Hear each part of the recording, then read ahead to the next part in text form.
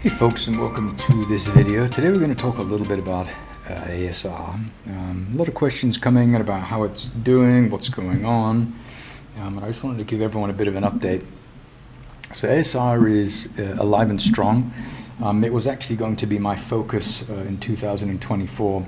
We saw a lot of really interesting results in a small test group that I had a few years back, and it kind of remained in its in the old form for quite some time. But recently, via some research, I've started to change the code base once again, and we do, as a matter of fact, have a small beta test group, as many of you already know, and we're seeing some really interesting results. We have several guys using ASR, and many of them are using it on prop trading accounts, and it's doing really well. We have people running ASR standalone, 100% automated, and it's actually getting people through a lot of different prop trading challenges, which is super exciting. Yeah, we have, I don't even know half of them, but we have people on something called 5%ers, I believe it was called. We have people using Darwin X, another one called Buoy. I think it's called Buoy, B-U-O-Y. And it's racing through pretty good. Most importantly, I think it's important to say that when configured correctly, it shuts down when things go a little bit pear-shaped. When I say pear-shaped, I mean that we lose a few trades, because this happens, obviously, which is very, very good. And so we're essentially protecting the bankroll of the algo. So the account is not getting any major drawdown, because the rules specified in the algo. So when things go bad, it shuts down and it waits until things get a little bit better, or it waits until the next day or the next week, depending on how it's configured. But it's really good. It's very, very good. And so I just wanted to show you a couple of trades. These are the trades from yesterday and today, and walk you through a little bit about how I'm using it and what it's looking like in its current form. And so the current version is 1.084. This is the current version that that you all have access to, so you can use that freely. And this is a version that I'm working on, that I have made some changes to the filters. There were some extended range filters, and I've removed that entirely because I got tired of working with functionality that was, user input determined and specific, and so I just gutted it. I removed all that code. It's all gone.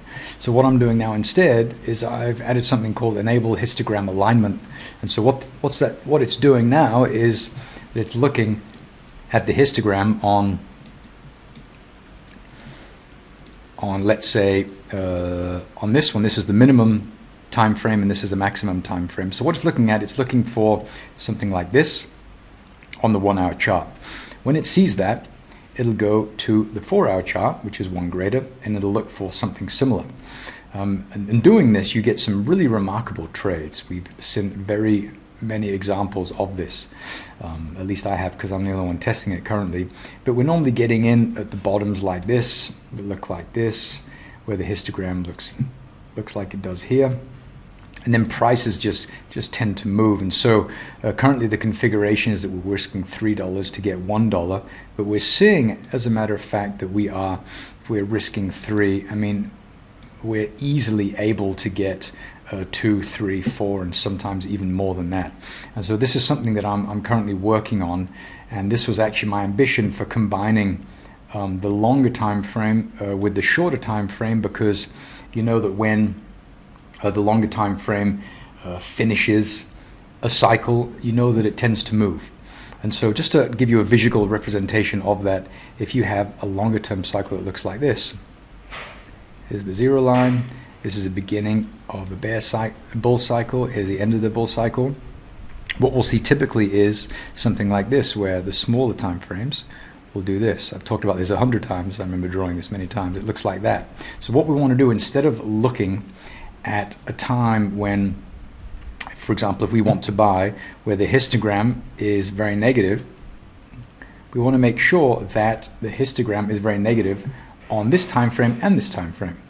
Because if we look at for example, the histogram that is very negative here, we'll notice here that, as a matter of fact, on the major time frame, we're actually coming to the end of this bull cycle, and so buying would essentially mean that we're buying at premium prices. But if you align the two, it's getting in down here, which means that prices really move far.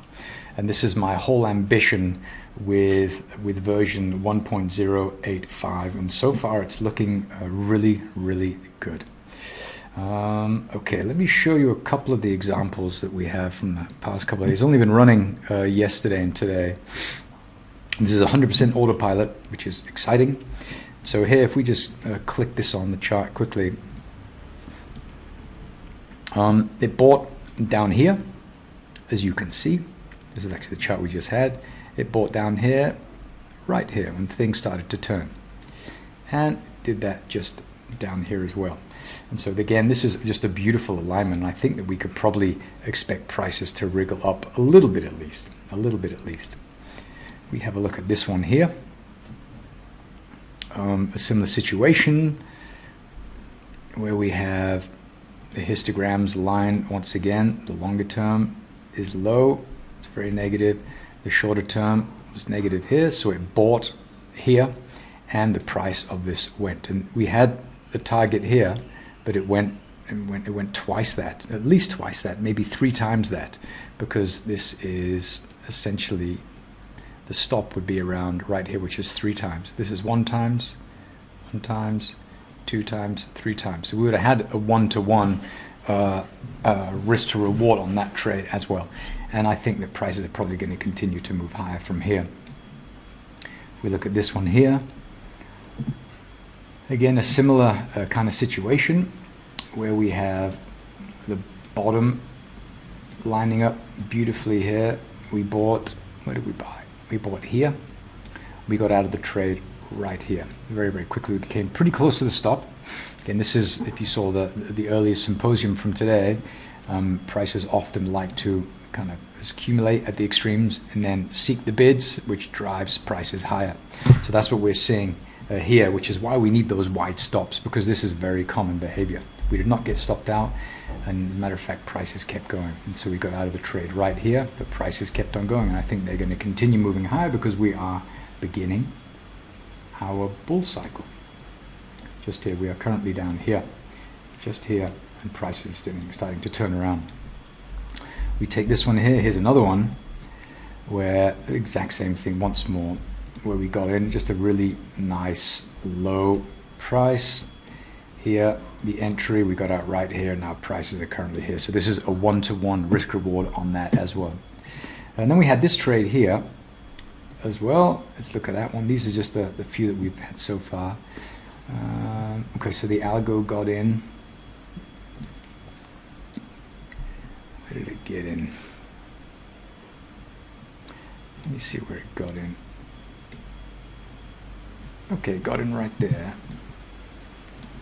Got in here, and it hit the target very shortly thereafter, just here. Again, we are, is this a shorter time frame? This is 1 hour. We are starting to move higher, and we are very negative here. So again, expectations that prices will expand higher. And we have one more. This is on the dollar Japanese yen, where we bought down here, which is nice at the bottom, and we did the same thing here. What happened was here, where did we get into this trade? Yeah, we got in right here. Okay, we got really close to the profit, almost to it. The stop was moved to break even. Price came down and stopped us out at break even, as you can see just here. Yeah. Anyway, just a quick update there, just to let you know what's going on with the ASR. If you have any questions, please let me know.